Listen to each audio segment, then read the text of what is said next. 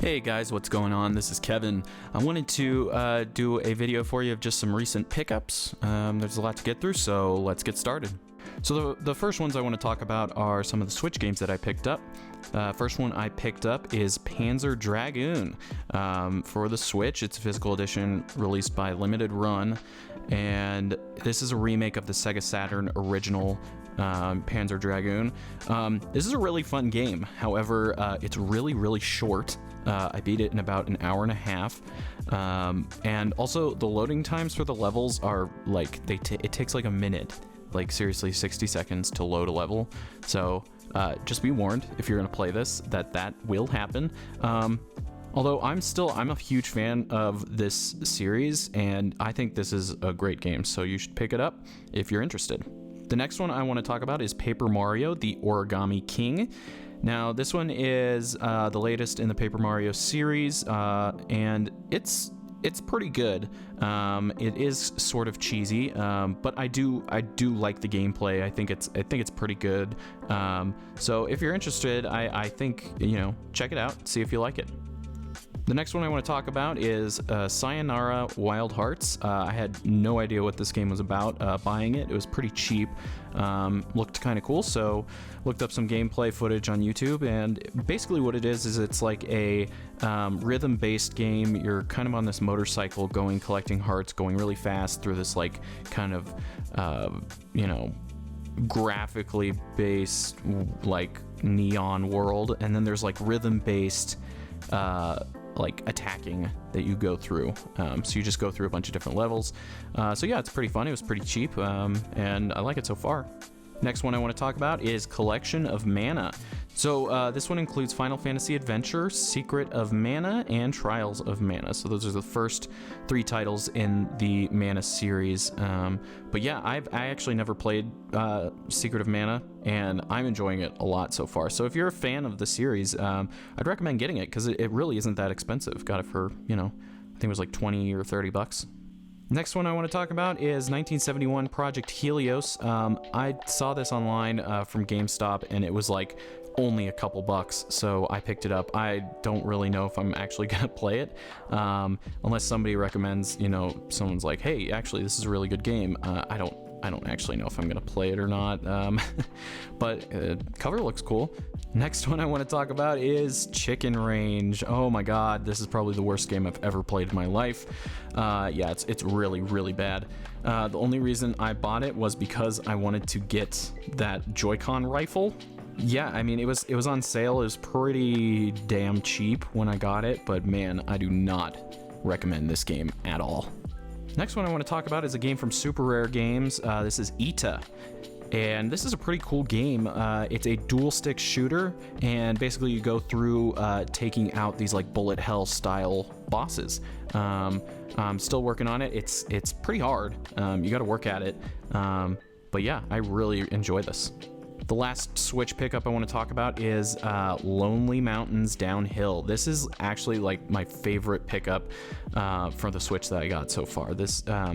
This game is basically a downhill mountain biking game, and for those familiar with mountain biking, this is like a flow trail. So you're basically just hauling ass down a mountain, just trying to avoid things and get down as fast as you can. There's basically what you do is you hit checkpoints, so you'll fall and crash a bunch. So you'll be restarting at checkpoints a lot, but basically the thing that you're trying to do is you're trying to, go really fast, get better times, and trying not to crash as much. And there's like little achievements that you can get that will unlock new bikes and new trails and new mountains to go down. But honestly, I really recommend this. I got a Gamecube in my collection. I had one as a kid. I ended up trading it, if you can believe it, for an original Xbox, but I'm so excited to have one back in my collection. It did come with a Game Boy player, which is pretty sweet. And so some of the games that I got for the GameCube for this are Super Smash Bros. Melee, and I am super excited to finally have this back in my collection. God, what an amazing game. The next one I got was Spyro, Enter the Dragonfly. I never played this game, but I love Spyro, so couldn't say no. Next one I got was The Legend of Zelda: Wind Waker. This is such an amazing game, and I'm so happy to get this back into my collection. This was one of those games that I traded away as a kid. I'm so glad to have it back. Now I also got some clean in box games. I got Pikmin. Man, I love this game so much. A couple people I've talked to haven't played it, but I'm sure a lot of you have. And man, it's such a fun game. And of course, I love the series. And the last GameCube game I got was Mario Kart Double Dash, one of the best Mario Karts in the series, and I'm just so excited to actually add this to my collection and get some racing in. Now, I also said that there were some Xbox games included, so there were a lot of loose disc ones as well as some clean in box ones. The loose disc ones I got were Pariah, Blinx 2, Midnight Club 3, Tony Hawk's Underground 2, Star Wars Battlefront 2, Brute Force, Need for Speed Most Wanted, and Xbox Live Arcade. Now, I did get another game loose disc, but I ended up buying a case for it, and that is Conker Live and Reloaded. Now, this is not necessarily like a really rare game for the original Xbox, but it is sought after, so I'm pretty happy to have actually got this game in my collection and excited to play it. So the clean in box ones that I got were Need for Speed 2 Underground and Star Wars Knights of the Old Republic 2. Now, I already have Star Wars Knights of the Old Republic 2, but never can have too many. And while we're talking about console pickups, I guess I should talk about some of the other consoles that I picked up. First, I want to talk about the Game Boy Color that I ended up picking up. This is a Japanese Game Boy Color, and the reason I got a Japanese one was because it's a little less expensive than the American ones. And that, that's just kind of the way it goes, is there's, Japanese things are generally less expensive than their American counterparts. As far as video games go. And I had a Game Boy Color as a kid. Really don't know what happened to it, but happy to finally get it back into my collection. Now, this isn't necessarily a pickup, but I did mod my Game Boy Advance to have a backlight, so I just kind of wanted to highlight that for a second. It's really cool. And the last console pickup I want to show you is the Retron 5. I was very excited to get this one. It was very hard to track down. I don't really believe many are selling this anymore, which is why it was so hard. But for those who are unfamiliar, this system plays Game Boy, Game Boy Color, Game Boy Advance, NES, Super Nintendo, Sega Genesis, Sega Mega Drive, and Famicom and Super Famicom. Those are two Japanese systems for those who are unfamiliar. They're basically the counterparts to the NES and the SNES. So very excited to get this. And what's really cool about the Retron 5 is that you can load translation files onto an SD card, put them in the Retron 5, and your Japanese games will translate into English or whatever language you speak. So that is honestly one of the main reasons why I got this console. Not to mention, it upscales everything into HD, so it's pretty fun to play some Game Boy games in HD. Another thing I picked up was an 8-bit Do SN30 Pro. So what's cool about this is it's just a wireless, basically a Super Nintendo controller, but it has 2 analog sticks on it, which you can play. You can use it with like the Switch. I think you can use it with different, like you can use it with Windows or Mac, or I think you can connect it to Steam. It's Bluetooth, but yeah, really cool. Feels really great in the hands. Been using it for a couple of days now, and I really like it. Now, getting back to some Xbox games, I did pick up a few more Xbox games. The first one I want to talk about is Lord of the Rings: The Fellowship of the Ring.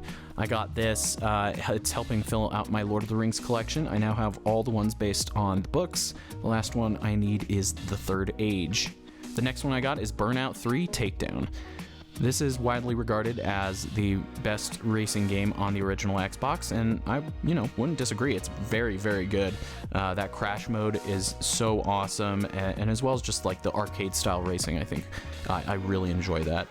Lastly, I got Star Wars Republic Commando. Now, this is the last Star Wars game that I needed to complete the Star Wars set for the original Xbox, so very happy to get this. It's a squad-based tactical shooter, and also widely regarded as probably one of the best Star Wars games on the system, next to, Knights of the Old Republic. While we're on the Xbox train, I did pick up some Xbox 360 games. I got Devil May Cry loose disc and Fable 3.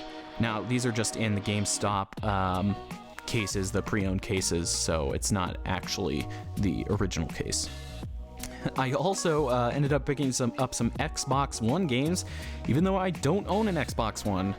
I got Fallout 4, Blackguards 2, which I know nothing about, but it looked cool, and it was really, really cheap. It actually wasn't even that $4.99, it was like $1. And then Call of Cthulhu, which is actually a game I need to get on the original Xbox. So let's shift gears and show some of the PS3 games that I got. I got The Last of Us, which is also just an amazing game for the PS3. I am just so excited to play this. I'm playing this right now, and it is really so good. A lot of people recommended that I get this, and of course I knew, when this came out, that this was a big title to have. I also ended up picking up a sealed copy of Uncharted 2. This is one of my favorite games of all time, so since PS3 games are sort of cheap right now, I decided to get a sealed copy of this game because just to, kind of commemorate, hey, this is like one of my favorite games. I ended up getting the God of War collection, which is a remastered collection of God of War 1 and God of War 2. But then after that, I realized, oh, hey, there's God of War Saga. So I ended up getting that, which includes 5 games, and that includes God of War 1, God of War 2, God of War 3, God of War Chains of Olympus, and God of War Ghost of Sparta. Now, I already have God of War 3 and Chains of Olympus, and then since I have the collection, I have 1 and 2. So really, I only got a new one. I got Ghost of Sparta. However, Chains of Olympus is remastered since it was from the PSP. It is now updated for the PS3. Now moving on, I picked up some WarioWare titles, which another great series. I ended up getting WarioWare Smooth Moves and WarioWare Touched. I'm going to shift into some Japanese titles that I got. First one is Kirby Tilt and Tumble, or Koro Koro Kirby. This is a very unique game because it is the only Game Boy Color game, only Game Boy game really, to have a gyroscope in it. So basically what you do is you hold the Game Boy flat, and then you can tilt it, back and forth and left and right to get Kirby to move. And you can also flip the controller up to get Kirby to jump. So I think this is really cool. The reason I got the Japanese one is because the American version is extremely expensive, especially boxed, which I got here. And very excited to add this to the collection. Moving on, I got Pokemon Silver and Gold for the Game Boy Color. These Japanese versions, of course, but I got these with the Game Boy Color that I bought. I just wanted the Game Boy Color, and these came along with it, and I was happy to get them. Luckily, I've played these games so much that I don't really even need to read Japanese to play these, because I know exactly what to do. Now, since I got the Retron 5, I had to get Chrono Trigger on the Super Famicom. The reason I got that is because I can translate it from Japanese into English. And Chrono Trigger, the English version for the Super Nintendo, is very, very expensive. It's like $190 as of recording this. But the Japanese one is like $15. So I had to get this for the Super Famicom. Very excited to have this in my collection. And I'm playing it right now and really enjoying it. I also picked up for the Super Famicom Donkey Kong Country 1, 2, and 3. Now in Japan these are called Super Donkey Kong, so I got Super Donkey Kong 1 and 2 and 3. But yeah, I mean, these are just some amazing platformers that everyone should really have in their Super Nintendo collection. So I had to pick these up, and they were pretty cheap. So again, getting the Japanese version a lot cheaper than the American version. All right, guys, this was a look into my recent pickups. Thank you so much for watching, and a new video will be coming in about a couple weeks, so stay tuned and don't forget to subscribe.